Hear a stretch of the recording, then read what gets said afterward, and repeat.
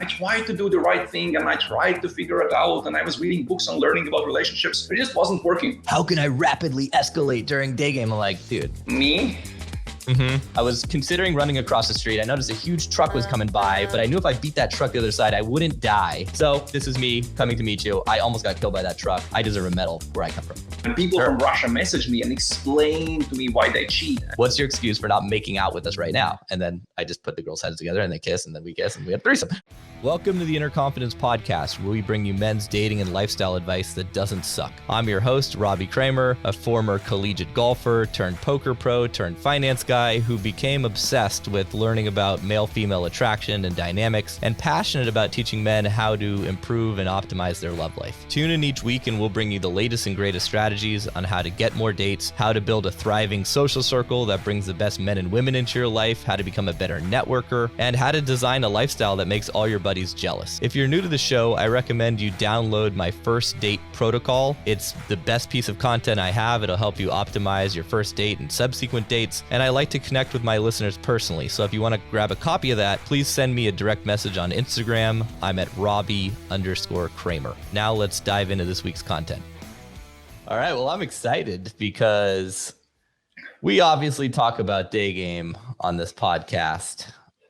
And we've talked about Daygame a lot. But we have Saint Robert, and I'm saying that with a Scottish accent because my name is also Robert, and it's fun to say it. Like, this is Saint Robert's Daygame is back. I think we've done how many episodes together? Like 5 or 6? 2 or 3 on. I think we've done 2 or 3 on each podcast. 2 or 3 being on yours and you being on mine a few times. Yeah, so definitely like 4 to 6 total for sure.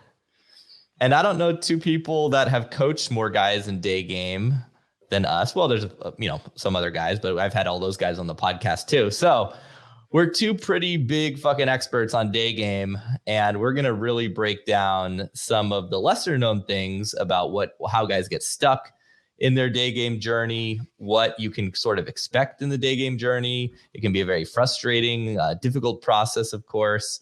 And, St. Robert, you designed a really cool flow for this talk. So let's dive in. I think this is going to be super valuable. I have so many no's of guys. When I'm not looking at camera, it just means I'm looking at all the no's, like several pages.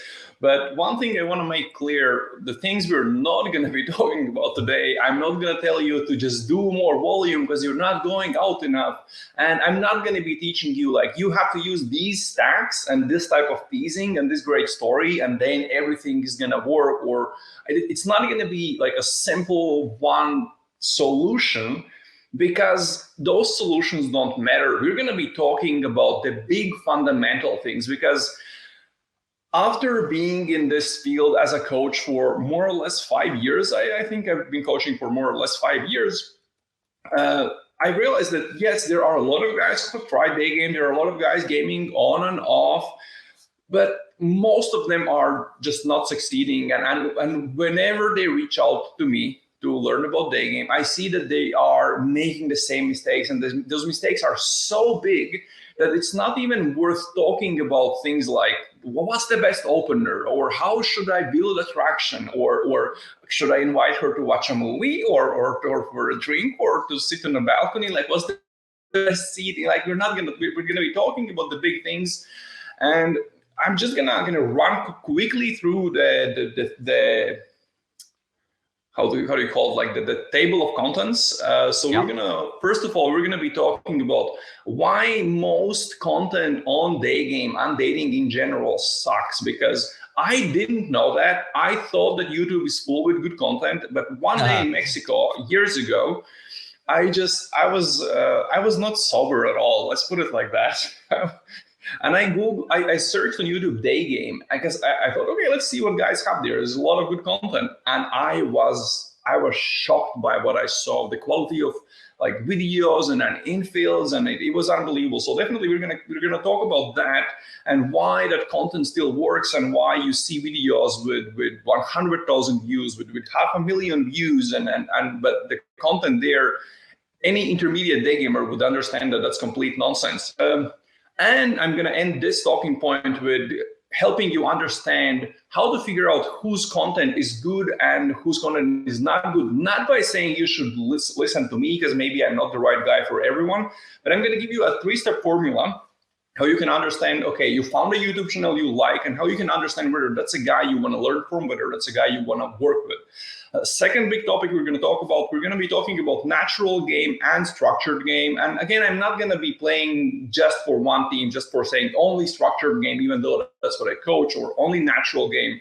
There is a time and place for structured game, and there is a time and place for natural game. But if you want to do just one of those, you're not going to reach the top level of Daygame, your peak potential. So we're going to go over that. And then we're going to talk about the big topic, a topic that makes me a little bit controversial. We're going to be talking about Daygame infield videos, because I have never published an infield video, and I will never publish in the future an infield video for many reasons. But I'm going to explain why. Because I've published a handful of them. I don't really publish them. I mean, they're on YouTube. People can, search Robbie Kramer plus Daygame infield. But it's mainly as a training for the guys that are in my inner confidence community that I reference. But that's really interesting. You haven't published any, and I'm really curious to hear about that. I've never published. I'm going to talk about more reasons why, but one is I have 4 sisters, and I would really feel bad if I saw my sister in an infield video, but that's not important. I want to talk about why infields are a terrible way for beginners to learn Daygame. Whereas if you have maybe 15 Daygame lays, then infields become an amazing way to learn Daygame. But for beginners, it's a big mistake. Interesting. So a little bit, if you guys haven't seen me before on your show, very shortly about me, I used to be like a real classical relationship type of guy, and I was always kind of in my relationships, and each of them lasted a few years, and I tried to do the right thing, and I tried to figure it out, and I was reading books on learning about relationships, but it just wasn't working. And then I Googled about statistics about relationships, and I realized, oh wait, like marriages, 50% end in divorce, and depending on country, in many countries it's even worse. I think US is even worse. And everyone's struggling. And the more I tried to be the nice guy, the more I struggled. And then looking at the statistics, I told myself, well, maybe I'm not the idiot. Maybe the way people are building relationships and doing all those things, maybe the system, maybe the model is wrong. And I basically asked myself, well, if this doesn't work, I'm going to start exploring what works. And it of course began with a lot of Daygame. I was Daygaming crazy. Like basically people who worked in the malls in the center of Riga, Latvia, where I was Daygaming, they knew my face. What convinced you to do Daygame? I don't like partying. I've never liked clubs and loud places. I'm more of a date type of a person. I go to bed like not at 5 a.m. I go to bed at 11. Like midnight is late for me. Then I start kind of judging, like being kind of, oh, you should go to bed earlier. It's not healthy. So I just think Daygame is healthy. Okay. I've never been into online, or I've tried it, but the quality there, unless you really know what you're doing with what you're teaching, that's a different topic. But Daygame just seemed normal to me, like you see a girl on the street, like she's beautiful, and I wanted to say hi sometimes, and I couldn't gather the courage. I remember when I was younger, I saw a girl on a bus, and I was thinking, oh my God, what could I say? And I never did it until I discovered Daygame. And I Daygame for a long time, and I've coached guys from literally all over the world, US and USA and Canada and Australia and New Zealand and Hong Kong and I don't know, Israel and Dubai and all over Europe and UK. And I've traveled to coach to different parts of the world, like several places in Latin America and New York City and Chicago and Toronto and, obviously all of the Europe. And actually the guy who put me on a map was Tom Torero, one of the grandfathers of Daygame. He put me on a map because he invited me on his podcast, and I was just he actually encouraged me to start coaching when I met him, when he heard about my results, and I worked. one of the reasons I love interviewing about Daygame is because you're one of the other few guys who have both run Daygame and coach Daygame in all those places, like I have too. Yeah. And it's very interesting. We actually did another show specifically, I think, on your show about Daygame in Turkey. But anyways, just wanted to interject with that little tidbit. Continue. Yeah, so I just wanted to give like a short 5-minute, 3-minute intro about who I am and where I've been. And I've coached for Tusk, and I've worked with the biggest Russian-speaking gaming community in like the biggest. They have like hundreds of thousands of people in there. I was going to ask that. Is the Russian, Russian-speaking? Well, is the Russian-speaking community comparable in size to the Western, English speaking? It's very big, but it's completely different. Their approach is very different. They walk with girls. They are surprisingly, the model they use for dates is it's almost the same. Like the principles, the escalation ladder, and all the steps you do, how you start with verbal and these ways, and then you move into kind of physical escalation and pooling, and very, very similar things. What's different for dates for them is how they deal with when a girl kind of feels it's a little bit too fast.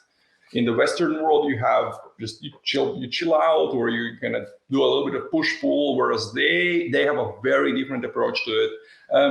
Their approach works in that part of the world, but I don't know a lot of guys who have successfully used that model in the Western world. It's just the Western world is so different. And I know guys who have gotten actually into trouble in New York, where girls have called the police and stuff like that.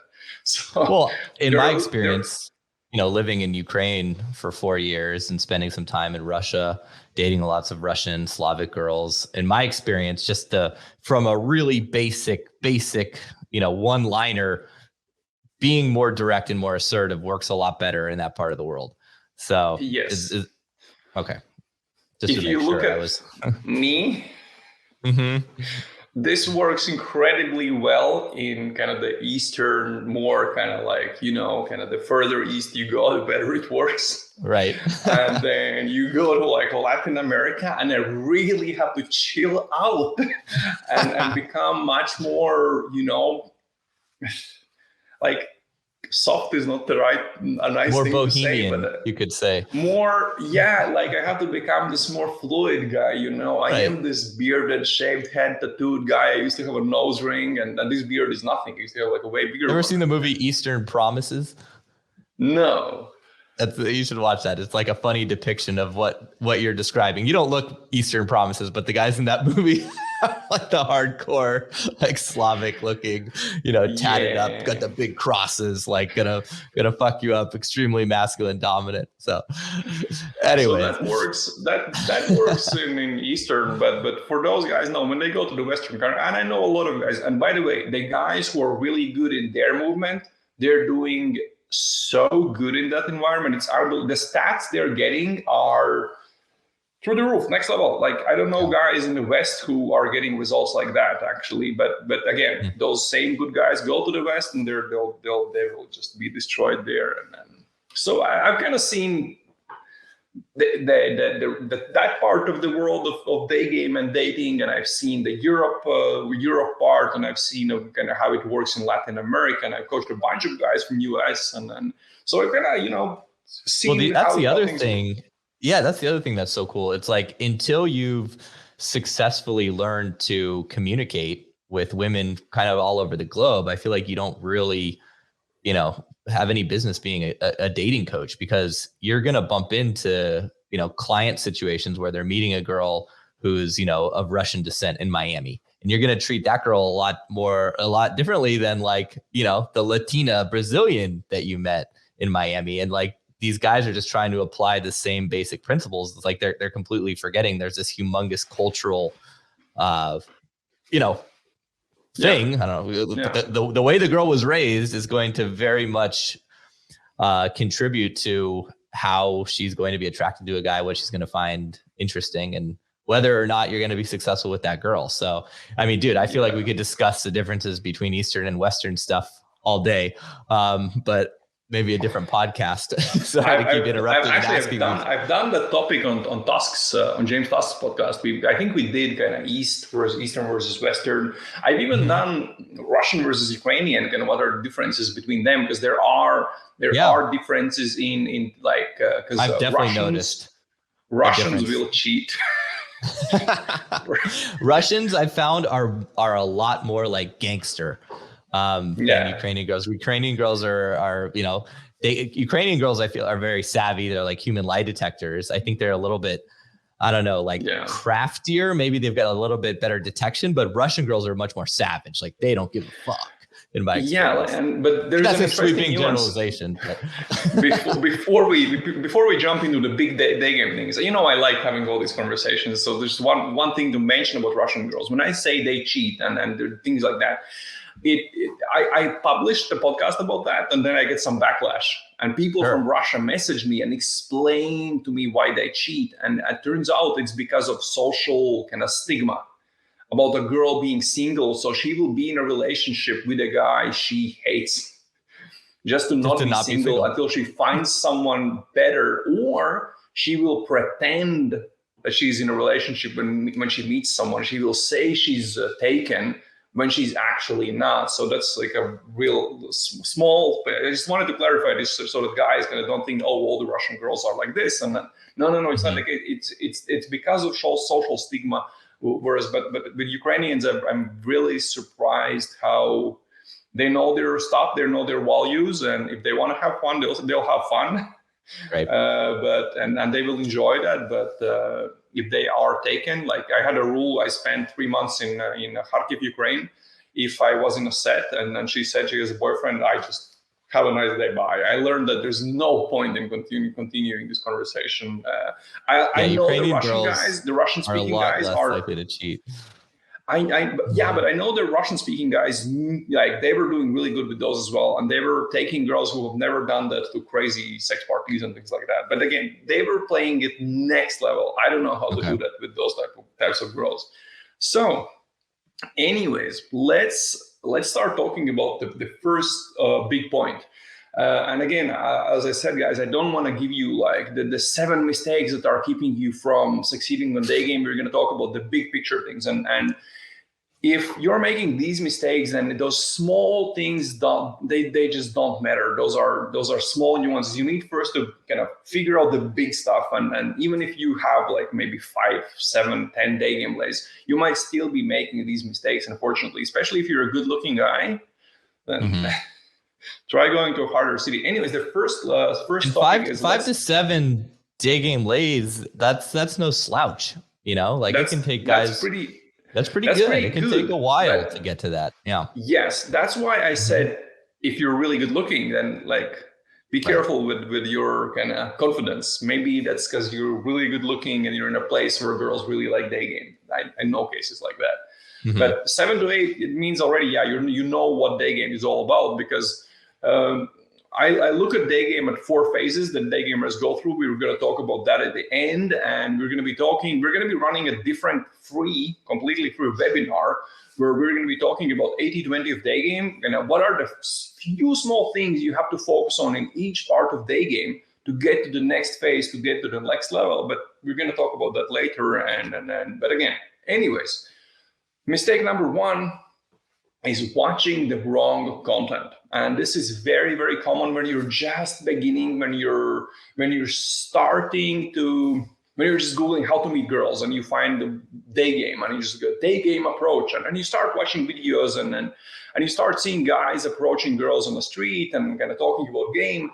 I just wanted to quickly talk about why most Daygame and dating content sucks. And there are a few reasons why people like to publish Daygame content.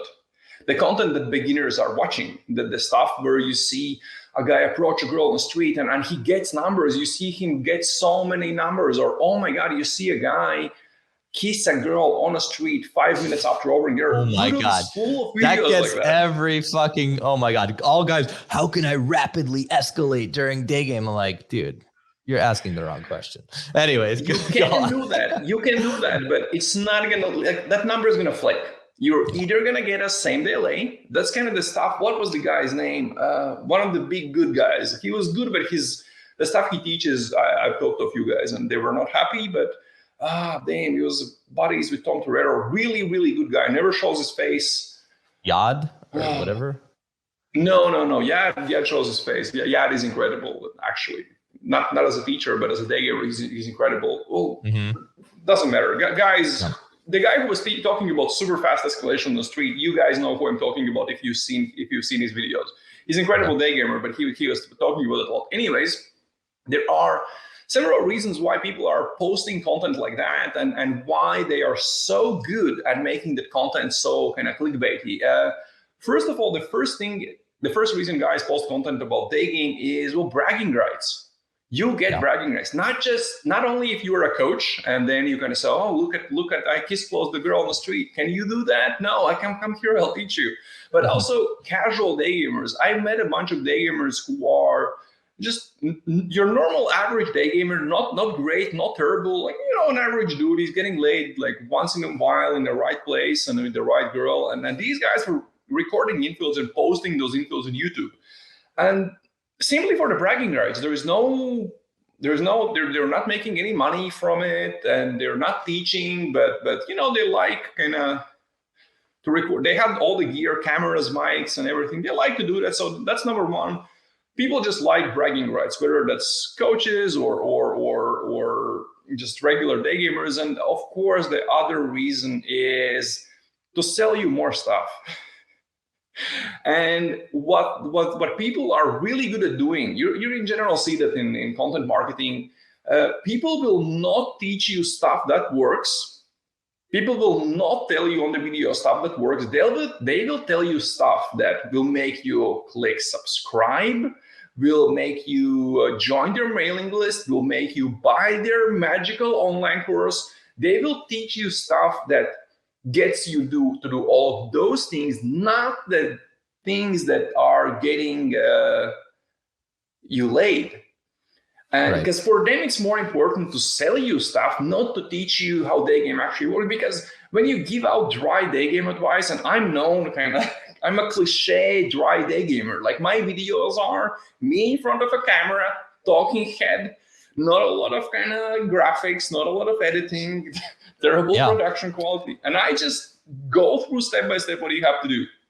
Well, that's what all my business coaches over the last 10 years have told me. They're like, stop giving away all the really good information and strategy because no one's buying it. They all want quick, easy, painless, instant results, and they want to be bullshitted, right? And I'm here giving like solid, applicable, really actionable advice, and no one's like, oh yeah, that seems a little bit hard. I'm just gonna buy this guy's magic. Yeah, I'm just gonna buy this online course. I'm just gonna go on this boot camp with like 7 other guys, and we're each gonna pay $5,000 and or like you know how this works. You know the industry. Totally. And so that's the second reason. And the third is simply doing random TikToks and influencer stuff, because you actually see TikTokers and YouTubers, influencers with millions of subscribers go on, approach girls on the street, in parks, in very different situations. They will even show the girl that they're recording. Sometimes yes, sometimes not.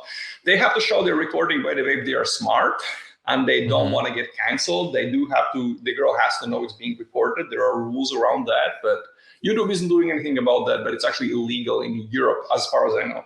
So you will see a lot of guys like that. They will be talking to girls. They will be getting, numbers, but the thing that guys don't understand is that those numbers are flaking. And basically, whatever resonates with sad guys sitting in their apartments, believing that women are taking over the world, feminists are evil, or whatever. There is a part of guys, like there's a lot of guys like that online. Whatever resonates with those guys, there's going to be a lot of content about that. For example, I've seen these videos on YouTube where there are guys saying, oh, you have to stop simping over girls, and how this guy rejected this girl who wanted him. And well, this random dude who isn't getting laid is talking about rejecting girls because she's dressed too slutty. There is a lot of hatred towards women. So there's definitely a lot of content for these types of people as well. But of course, the reality is that these guys who are rejecting girls and not simping, they are not sleeping with a lot of girls or any girls at all, and they're definitely not being in quality relationships if that's what they're looking for. They simply couldn't fix their dating life and started hating women, and you know. And of course, there's a lot of videos about guys saying that and this is mostly Reddit. Like I kind of went on a spiral one day just to kind of explore.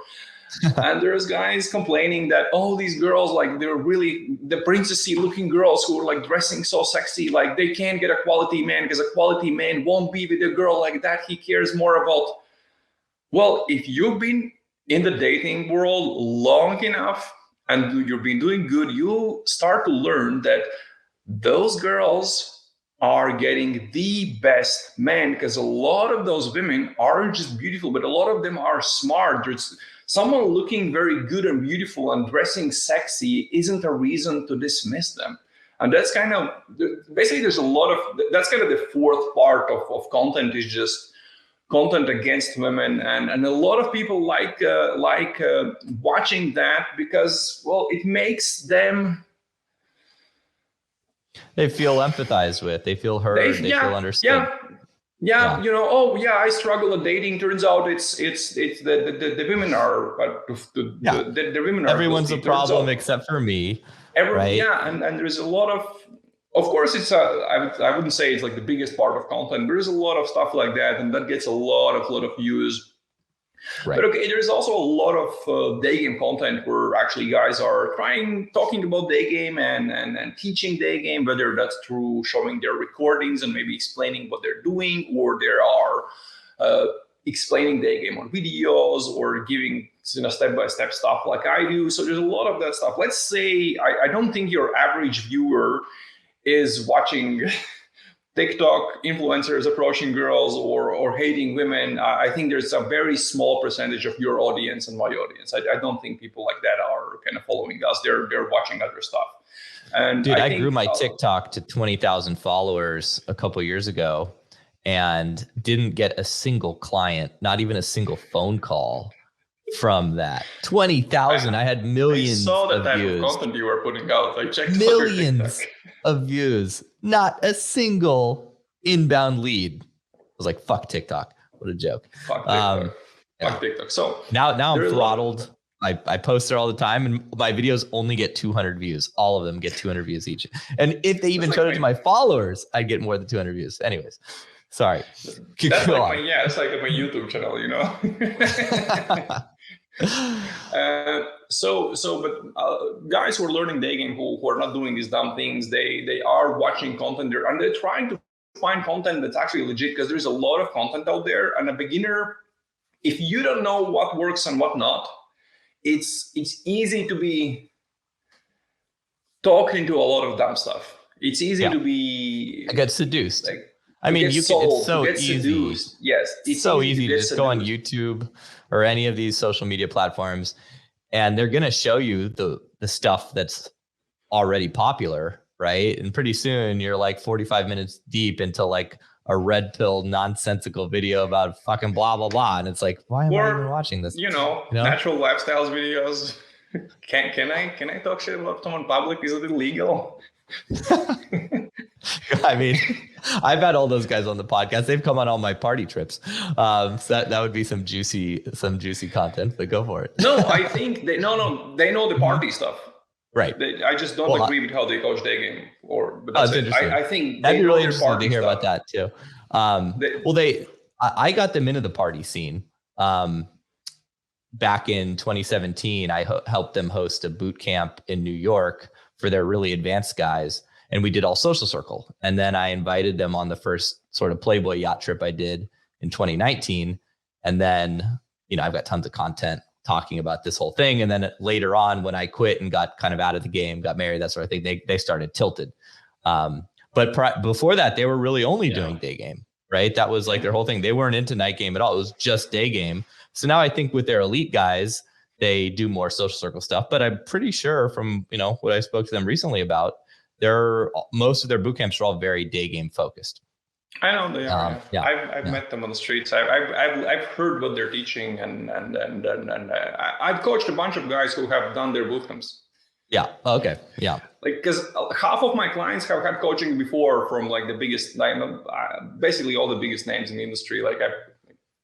Sure. I'm nothing like they know their party stuff. I just don't agree with kind of the next topic we're going to talk about is natural game versus structured game. When do you use which type of game? And I think they're teaching it in the wrong part of a day game journey, and we're going to get there. But before we go there, let's talk about guys are watching content. And they want to understand, okay, so what's good content, what's bad content, who do I work with, or like if they're thinking about hiring someone, like how do I figure out who do I trust? There's a very simple 3-step formula you can use, and it doesn't matter how good their content is. It doesn't matter how it makes sense. It doesn't matter that it makes sense and it just clicks with you and it's yes, this is what I've been looking for. So the first step is you try their free content.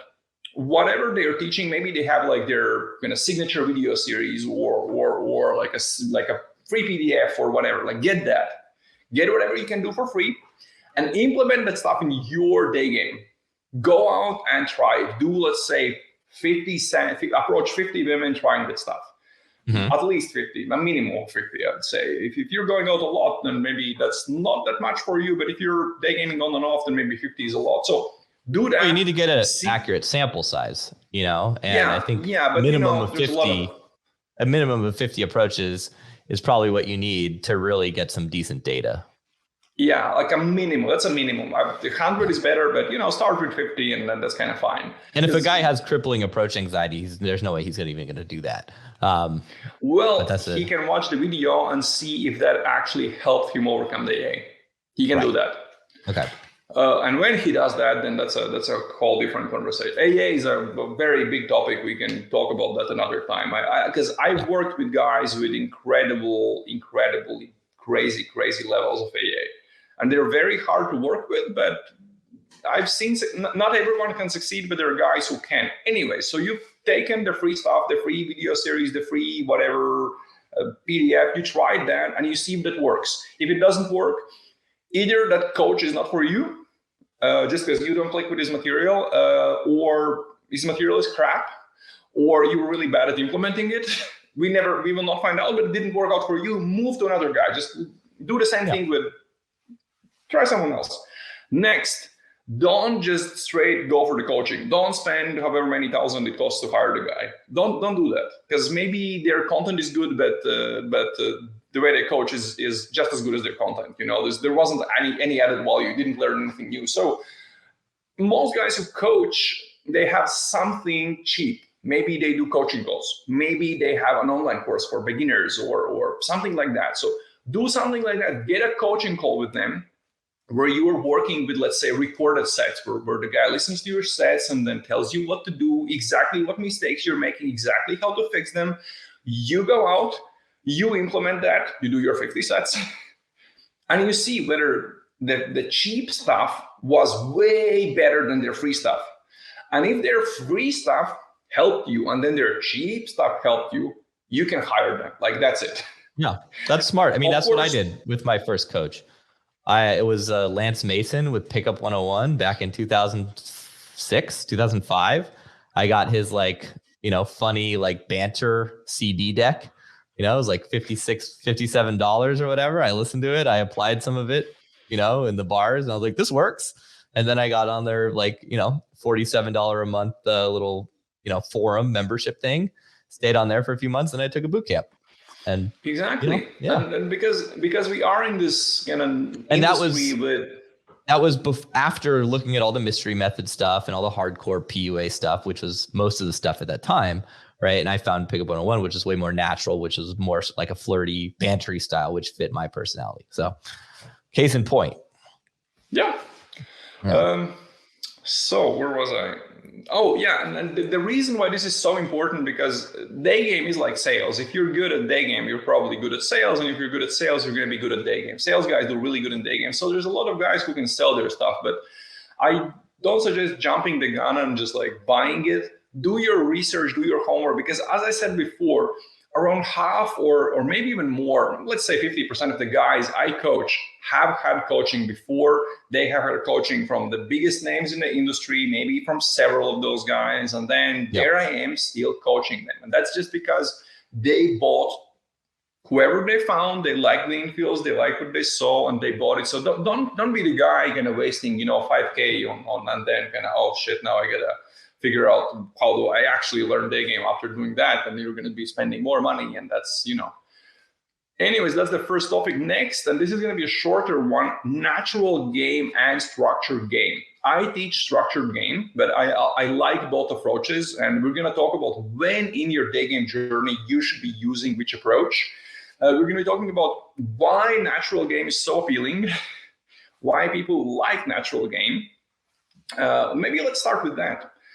If you tell guys, listen, if you want to get really, really good at day game, you have to learn a really good day game stop without a stop. I mean, that's true. If you can't stop a girl properly, you will not succeed.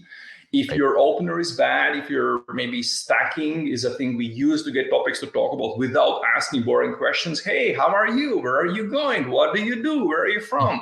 Girl doesn't care. So there's a technique called stacking, and if you tell guys you need to learn a good opener, then like a good stop, a good opener, then you need to learn a few really good stacks that you're going to be using over and over again. And then you're going to kind of learn some structures, some kind of frameworks for storytelling where you can build interesting stories to make them more attracted to you. And if you tell this stuff to guys, and then the other option is, well, just be yourself in sets. Like, you're a cool guy, build your value, girls will come, be a natural, just be yourself, yeah? So what is gonna be more appealing to guys? What is gonna the latter, feel, of course. Of course, that's gonna, it's gonna, oh yeah, I'm a normal, I'm gonna do that. And I'm not gonna be some freak, like running like I don't want to memorize routines or lines. That's creepy. Yeah. That's and by the way, just so we're clear, I am not teaching guys to, I'm not telling, like, listen, this is the line you have to use, and now go tell that line to girls, and they're gonna like use this story, use that. Like, no. Yes, when I coach, we have structures, but those structures it's a framework, but it's a plug and play thing where, hey, here's a framework. Let's use this framework to build stories about your life that you can use. Let's create openers that will work with your personality. Let's have stacks that work for you. You don't have to run around and tell to every girl, like, oh, hey, you look cute, like, you look French. That's what everyone's doing. Like, from London day game model, like, most guys who do London day game model beginners, they're running around and just stacking, oh, you look French, you look Swedish. and that's what they're doing. That's not what I'm talking about. So I'd be curious. That's what I mean. Do you think it'd be valuable for me to, because I'm totally in agreement with everything you're saying, and that's essentially the model that I've been teaching, which is first learn to stop. I teach you guys a framework for coming up with their own openers. And then there's a few stock ones that work in any situation. Like, hey, not to be that creepy guy that hits on you in the Starbucks, but I got to be that guy, right? And then I promise I'm only 1/3 creepy, like after they laugh, right? Like, that's kind of my main go-to. I love to, use that one because I've had so much success with it. And any guy can say that, and no girl's going to be like, that's a line, right? But then I teach another thing, which I call the play-by-play, which is a simple way to basically like tell her exactly what you're doing, but in a way that kind of frames it in like a funny way, right? And be like, so I saw you across the street. I was considering running across the street. I noticed a huge truck was coming by, but I knew if I beat that truck the other side, I wouldn't die. So this is me coming to meet you. I almost got killed by that truck. I deserve a medal where I come from. Nothing wrong with an opener. I think, especially if you are someone who is naturally good with people, you take the same line and you give it to an introverted guy who's not good with people and has a lot of like a strong approach anxiety, and is going to be a disaster. He's going to be I teach that as 4/3 creepy. For sure. I teach that play-by-play is a very advanced sort of thing. Once you graduate past the bullshit, kind of training wheels, then you can use that. But okay, cool. And that's a nice offer. You can definitely, there's nothing wrong with that. You know, I've joked that I could probably open with something cheesy like, hey girl. Like, and once you're really, there comes a level where just vibe takes over and the technique kind of goes away, and she knows what's up when you open, and she knows that, like, I've asked girls after same day lays when you meet a girl, then you take her to a bar and then home and then sleep with her from Daygame on the same day without interruptions. And I've asked them, hey, when did you decide you're going to sleep with me? I have had girls who said, when you said hi, I saw your eyes and I knew this is the guy. Like, this is the guy I'm going to have fun with. So, but yeah, with a complete beginner, that will not work. Oh yeah, so an advanced guy can use very different types of openers and be very creative, and it's gonna work. But when a beginner tries that, it's just not gonna work. And this is kind of we're gonna come back to this topic a little bit later. So let's start with the conversation. Not natural game and structured game, but we're gonna start with natural game versus structured game. Because I've met many guys and because I travel, I'm a day gamer. I have a small following, but I get recognized in almost every city I go to. Like in Buenos Aires, we were sitting with buddies in a bar, and some guy walked up with a video of mine. Is like, and I'm sitting there with my girlfriend. Is like, hey, is that you? Right. And so I meet a lot of day gamers, and they all have their beliefs. They all have their favorite YouTube channels. They all have their favorite books and approaches to day game, and they really believe that that's the way to go, and they are right. I look at only one thing. I look at how they're doing in day game. Like that's all I care about. I don't care about anything else. And the really harsh reality is, almost all of the day gamers who are doing good, who I've met in my life, became good because of structured game. That's it. I've met very, very few guys who used the natural approach to day game and got good. And here's the exception when that happened. Just as we talked before, a guy who is in general really good with people, social guy, he's into sales or something like that, and no AA, and maybe he partied, maybe he has a bunch of plays from online or social circle, and then he starts day gaming, and then that guy, I know this dude, he's pretty short, but he had like this long hair, and he was like pretty broad shoulders, like, you know, that hip surfer boy, and he's a nomad, all into tattoos, and super positive dude, one of the most positive dudes I know. That dude, you give him any approach to day game, he's gonna be doing good. That's the same kind of argument that people have about diets. Like, if you are eating junk food all day, whatever diet you try is gonna work. For some guys, whatever they're trying, it's just gonna work. But when we're talking about an average guy, unfortunately, based on the results I've seen, based on the guys I've met, structured game works better for learning day game, period. Yeah. But we come to like a weird point. You learn structured game, you learn a good stop or a few good stops, you learn a few good openers, not copy paste stuff you figured out that would work for you, some good ways to get topics and interesting stories, and you do that, and well, and then at the end of the day, you're going to be saying the same stuff to every girl, using the same stories all the time, and it's all going to be completely copy paste. And is that who you want to be long term? And I don't want to be like that long term. And that's where we come to natural game. The better you get at day game, the more you can start dropping off the training wheels and freestyling more, and just go and just let it out, whatever comes out. And that's how you're going to come up with amazing new stories. When you let go of the old stories, that's how you learn new stories. And this is actually, when at the end we're going to be talking about the 4 phases day gamers go through. This is one of the phases. The guys who are doing pretty good at day game, let's say guys who are like 8, maybe 10 day game lays, maybe even more, but they're good in the situations that they're good at. The one situation, like a street, single girl, place to stop, they're really good at that. Right. But as soon as it's in a bar, in a store, it's a two set. It's a girl who's a really nice girl. It's a girl who doesn't speak perfect English or whatever language the guy's day gaming in. These guys are really struggling with it. They're amazing one-trick ponies. That's their biggest kind of problem. And this is where you start playing. You start putting yourself in different situations. You're starting to think outside of the box, outside of the structure, because when guys are learning day game and they're just going in a set and just being themselves, the problem is they don't yet know what girls like. They haven't learned what type of stories girls react good to, what type of attitude is a good one to have in a conversation, what is a bad one.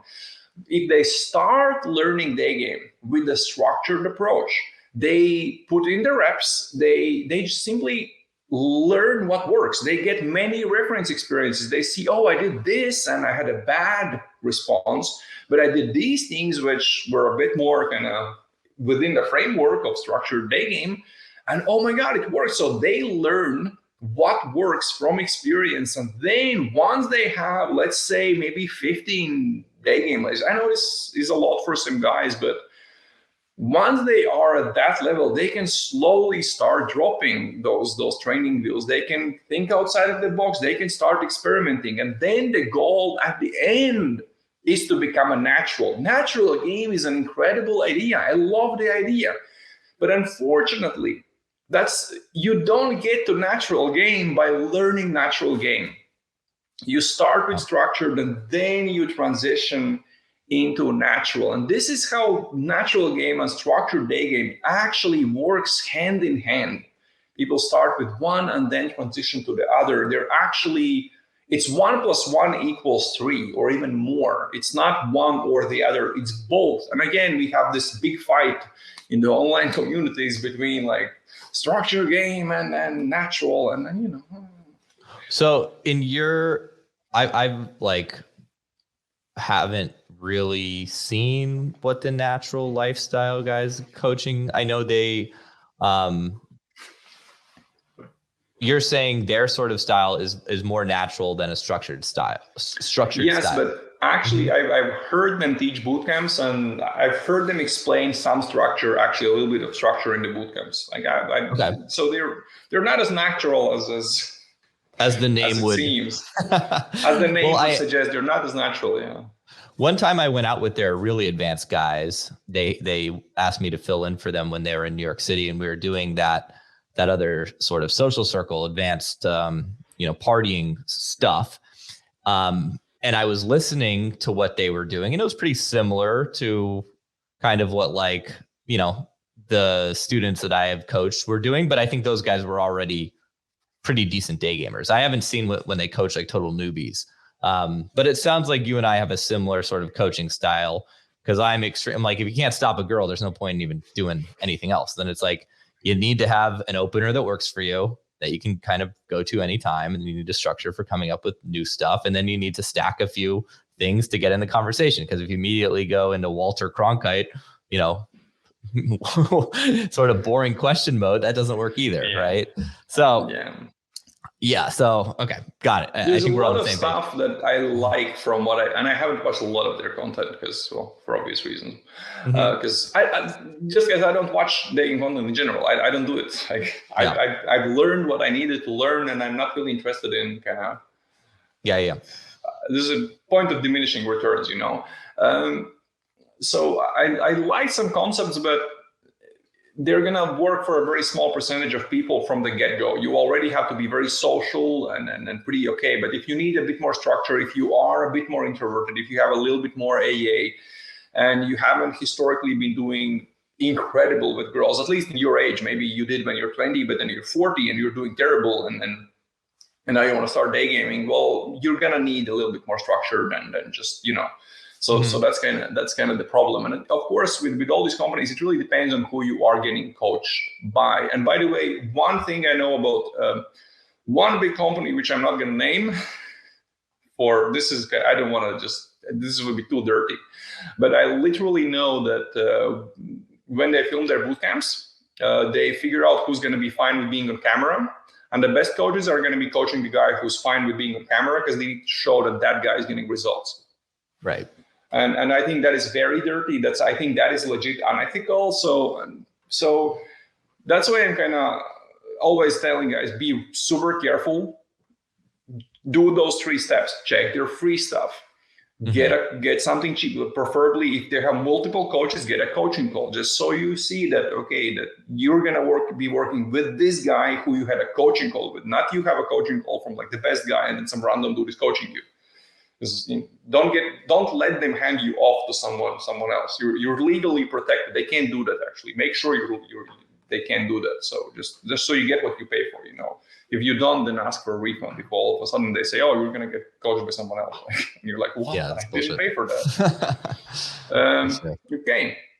And now the third big topic I want to talk about in-field recordings and like a big problem with in-field recordings. There are a few reasons why guys watch in-field recordings. Mainly the 2 biggest ones is credibility, to understand whether the guy whether that guy is credible, whether he's actually good at day game. And that's actually kind of like a funny thing. You're going to see why in a minute. And the second reason is to learn day game. So let's break down these 2 reasons to watch day game in-field recordings on YouTube. And let's start with credibility. You see number clauses, you see these kiss clauses or whatever, but the thing you don't see is that a lot of them are super flaky. And the quality of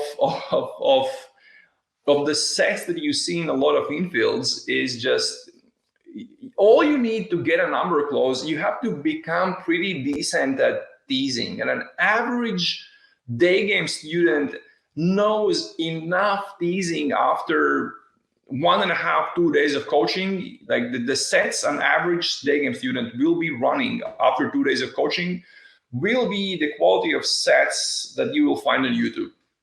And the guys who are just watching, they don't know that. So I have a very simple question. Let's say someone is a beginner or intermediate day gamer, and they want to understand whether this guy is a credible, good day gamer, the guy whose content they're watching. So when they watch these guys infields, so how does a beginner or an intermediate day gamer know that the infield they watched is a good infield? They don't. Because they don't know how a good set looks like. An advanced day gamer can look at a day game infield, even when that infield is a very different type of infield, different approach to game and different models, different whatever.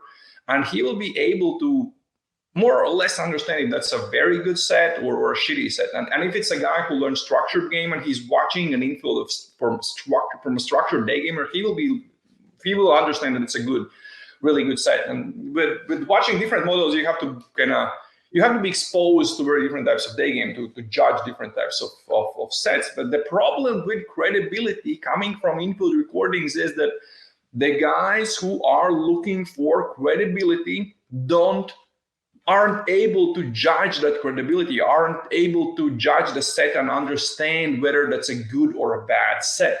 Actually, the typical infields, you see these high energy day game sets where you see that the girl really likes the guy and she's responding so well, she's giggling and she gives the guy the number and all of those things. Almost all of those sets flake because it was too high energy. Good day game sets are boring. There's nothing exciting about a good day game set. And this kind of brings us to the second reason why guys are watching infields, to learn day game.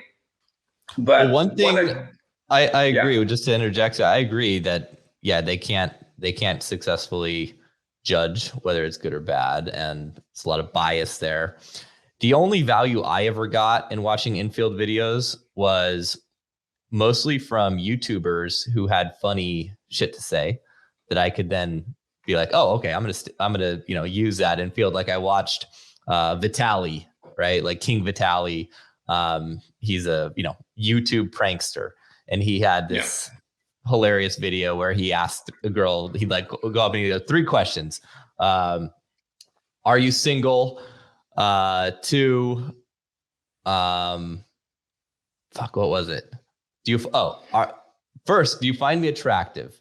right? Second, are you single? Third, what's your excuse for not making out with me right now? And then he'd just go in and make out with these girls, right? So it's like, who knows if they were staged or not, but I'm sure some of them are real. He's a pretty charismatic, funny guy, right? And I'm like, fuck, I could do that. I actually did that to pull a threesome. I went up to a girl with my girlfriend, and I was like, 3 questions. 1, do you find us both independently attractive? She's like, yes. I'm like, are you single? Yes.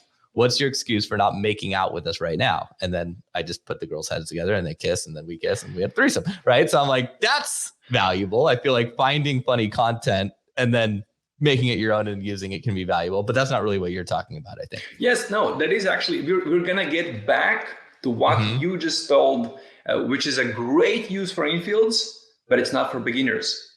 Right. Okay. A beginner is making mistakes in the basics, in the fundamentals. They're messing up the open and the teasing and story. They're just all over the place. And their day game is, what they need is to build some fundamentals. Like run like a super basic set, just, like learn to drive a car straight. Like learn to get your job in a car. You can learn all the fancy stuff later. Like learn the basics. Learn not to burn those sets. Learn to not be a moron when you go in. And learn to just, you're not going to be great at day game, but like you talk to enough girls, you're going to be getting laid. And I think we should, maybe not right now, but at some point set expectations for what different guys can maybe expect as they're getting into day game. It's a very good topic. If you're willing to talk about the topic, because a lot of people are not willing to talk about the topic. They don't like those real numbers when I give it. Let's talk about that. Yeah. Let's another time we can go into let's put that in the plans. Okay, so when a beginner who doesn't know the fundamentals, he watches these infields. He watches what was the guy, Vitaly, or what was the guy? Yeah. Vitaly.tv. He sees that, and then he thinks, oh, that's what I need to get laid. And then he goes and tries to implement, maybe not that, but something similar in his sets. Or he wouldn't have the balls to do that if he's a beginner. Maybe he tries. He sees some other stuff in an infield. Like a Maradona move where you shake a girl's hand, but then you don't really let it go until she kind of pulls her hand away. It's an advanced. I don't see a point of that move, but a lot of guys love that move. It's a legit move. It's a working move. I don't do it. It's Tom Ferrero's move. I don't. It's I don't understand why would you do that, but and a beginner takes that and thinks that that's what I need to do to get good at day game. No, their fundamentals are fundamentally wrong. There's a mess in fundamentals that they need to fix. And then when they fix their fundamentals, they're going to be getting laid. And when I started day gaming, I loved infields because they were motivational for me. I had very, very, very strong AA.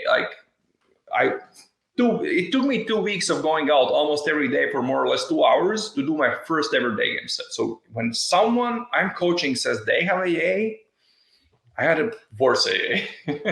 So I think I might have had it worse than you. I took a boot camp.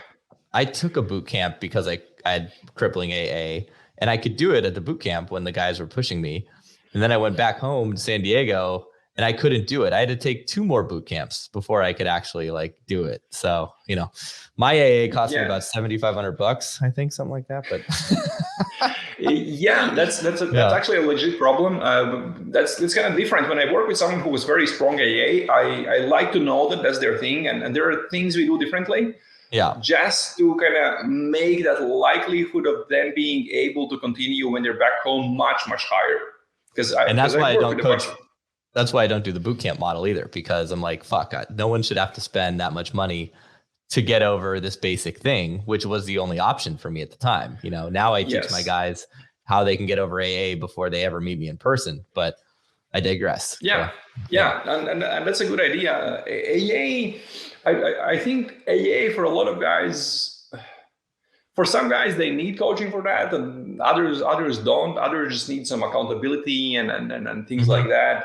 But for some, and of course, I think it's not a big percentage of guys who get coaching because of AA. I think they just want to learn really, really fast, and that's kind of like, okay, teach me everything in a week and let's go. Like I don't have 3 months to learn Daygame. Right. And as long as they understand that they have to do some Daygame before to get that out of coaching, I think that's fine. So anyways, and back to the infields. So in the beginning, I was just watching them because they were inspirational. I don't think I was learning much from them. But then after more or less, I got to 15 lays. Oh my God. Infields were like, I learned from infields. When I had watched all the theory that I needed and I had implemented it as good as I could, that's when I watched some high quality infields that, by the way, good infields are not available for free on YouTube. Like, forget it. People who can do good infills will sell those infills as infield products, and you're going to be paying a few $100 to see those infills. So I watched Tom Torero's Stealth Seduction, incredible infield product, not available anymore after his passing and cancellation. But he died, or he was just canceled? No, he was canceled and then he committed suicide a little bit later. Yeah. Oh, wow. I think I did hear about that. Yeah, it shook the whole Daygame community, but it made some guys think about. It made a lot of guys think about kind of these traditional Daygame beliefs that, you can never have a relationship if you're a Daygamer, and that the relationships don't work. And then a lot of people started questioning, because he wasn't the first guy, and there have been cases before, and there have been cases guys completely switching to the other extreme and becoming very religious and like Roosh, right? Yeah, Roosh. Mm-hmm. And then his forum, you couldn't post anything about dating anymore, and you have guys that have become kind of, pretty much Nazis, like in their blogs, and then some of the biggest names in the industry. So, and after that, a lot of kind of people in the sphere started kind of looking at all these like old school Daygamers. They were incredible Daygamers, but they were kind of like, okay, these guys were incredible Daygamers, but some things aren't working that well for their life, Maybe right. That's not where I want to go. Anyways, so and the way I had learned all the fundamentals, and I couldn't understand how do I learn more. And what I did is I started watching really good infields, and I noticed in infields things that no one had explained in theory videos. I noticed extremely small things that they were doing in sets, and that again took my game to the next level. So that's where I think infields are an incredible thing. If you are an intermediate Daygamer with maybe like 8+ lays, then that's where you should start watching infields. And now the last thing I want to talk about, finally, let's talk about the webinar that we're doing and the 4 phases of Daygame journey, because there are several phases Daygamers go through, and this is sort of when you're looking at technical advice, step-by-step stuff. What do I do here? What do I do there? How do I get to the next level? If you go to the gym and you ask the ripped guy, what's your workout plan? His workout plan is not going to work for me. I'm not, yet there, and I need something different. I'm a beginner. But guys are looking for challenging, like learn to improve your challenging or qualification, or learn same day lays and whatnot. Well, maybe if you are a complete beginner and you're struggling with basic openers, maybe that's not what you should be focusing on. You have to look at what are like 80-20 of Daygame. You have to look at what few small things I can learn in where I am in my Daygame journey right now will get me the biggest results. And those things are completely different depending on where you are in your Daygame journey. And I've divided this in 4 phases. I have a a very small online course about that, but it's the same stuff we're going to be talking about on the webinar. So let's go over those 4 phases. Phase number 1 is, you have to overcome approach anxiety and put in enough volume. Going to a gym once a week won't work, and Daygaming once a week won't work either. So that's number 1. And for a lot of guys, this is very big, because AA is a big problem for a lot of guys. It was for me, and I thought, once I overcome AA, once I can talk to girls, it's going to happen. It's going to be amazing. But unfortunately, AA is just the first phase, and once you overcome that, then you can move to the next phase. But how do you know when to move from one phase to the next phase? Because someone might be listening to us and thinking, well, I've been daygaming for like 3 years. I'm respected in these and these online daygame communities. I'm an intermediate daygamer. I'm in phase 3. Well, the only way, and this is important, the only way you understand in which phase you are is based on your results. It doesn't matter how credible you are, how like whatever. It's all about your results. And I think you have to stay in phase 1 and focus on your AA. If you can do 25 sets in a week, a few weeks in a row, that's the only thing you should be focusing on. You shouldn't be focusing on like how to pull her fast, how to set up a Daygame threesome. But once you do that, you move to phase 2, and that's where you're putting enough in volume. Now you have to learn Daygame fundamentals. You have to do all those basic stuff, like build a good fundament, so you can then add all the advanced stuff, and you stay in this phase. And there are several things you have to focus on here. We're going to be talking about that on the webinar. Here you stay until you have 8 Daygame lays. Why 8? Because, well, you got to 5 that kind of makes sense. Like you have decent Daygame, but then maybe you're a good looking guy who just got lucky. So we add a few more just in case. And I think 8 is a good number. If you can get to 8 Daygame lays, it means that most likely you are pretty decent at Daygame fundamentals. Once you're here, you'll start getting laid consistently. And this is actually a very easy phase, because all you have to do is fix the big basic mistakes you're making. And then once you're there, you get to the 3rd phase. And it's very important. What got you through the 2nd phase, if you keep doing that, you're going to stay at the same level to get to graduate from the 3rd phase, from the phase of mastering Daygame. You have to learn completely different things, because you're basically a one-trick pony. You have the fundamentals. You're probably good at 1 or 2 things, and that's it. And if you want to get to the next level, well, that's where you start learning completely different things. And you graduate from the 3rd phase when you have, I would say, 30 Daygame lays. You definitely have some same day lays. And, if you have some Daygame threesomes, then, props to you. Like, that's really good.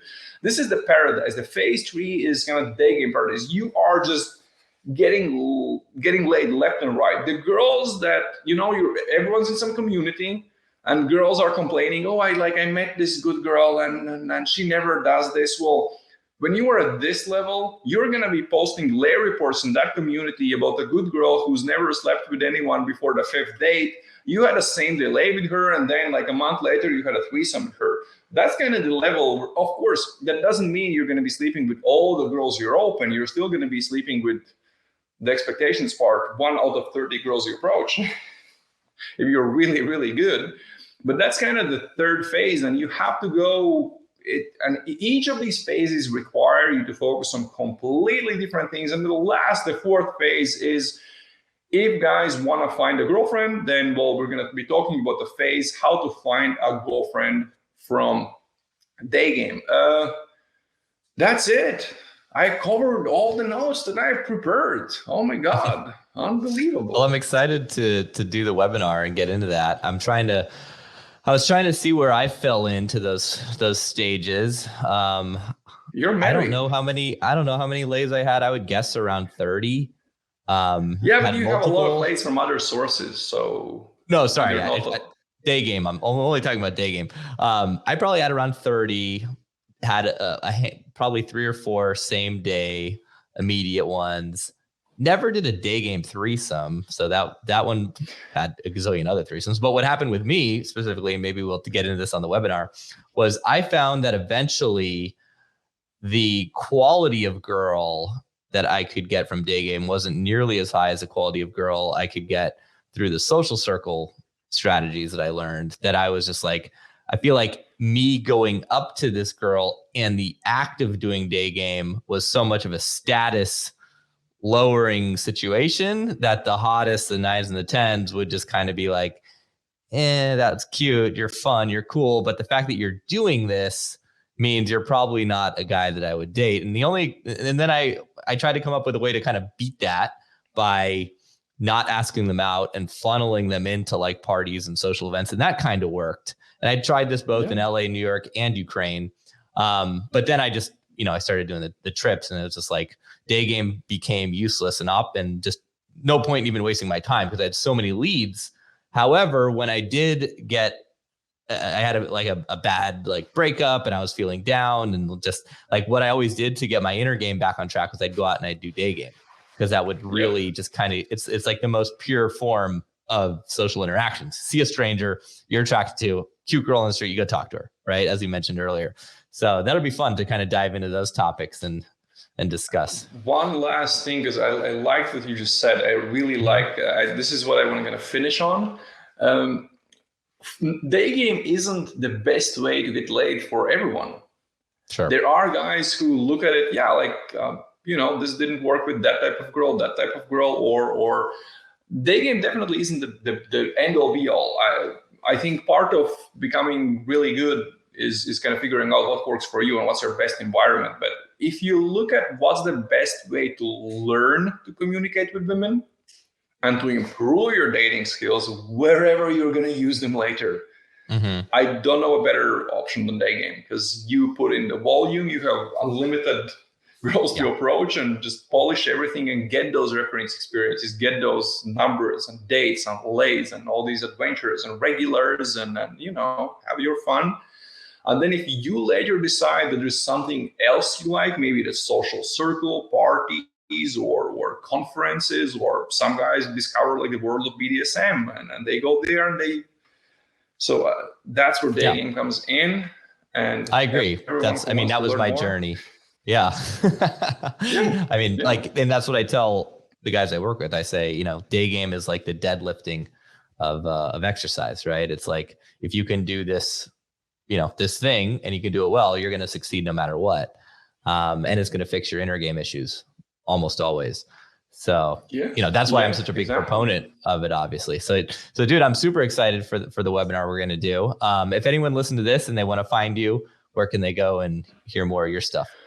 They can just sign up for the webinar. Like, the link is probably going to be in the description. They can just do that. And the webinar we're going to host, like, we're going to make it so that even the guys who, for whatever reason, don't make it to the webinar, I'm going to upload the recording on my platform, because I have a platform for my online courses and everything. And the video is going to be available there for free for a while. So even if you sign up and don't make it to the webinar, you're going to have the recording. You can go back to it.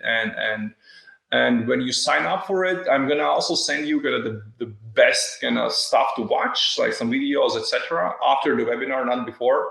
So I think that's just the best thing to do. Just go in the description, click the link, enter your email there. You're going to get all the details in the email, and that's it. Cool. Yeah, we should definitely discuss the expectations, what guys can realistically expect to achieve on the Daygame journey. Different types of guys, different ages, different countries. Yeah, I'm excited for it. It'll be fun. Yeah, we can do that in like a month or so. Yeah. It's a good topic.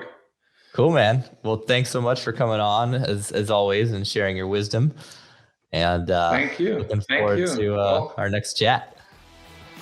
I hope you enjoyed this week's episode. If you're new to the show and digging our content, please leave us a 5-star review on iTunes, Stitcher, YouTube, wherever you listen or watch. But if you're not really digging it, go ahead, just don't leave us any review at all. That'd be great.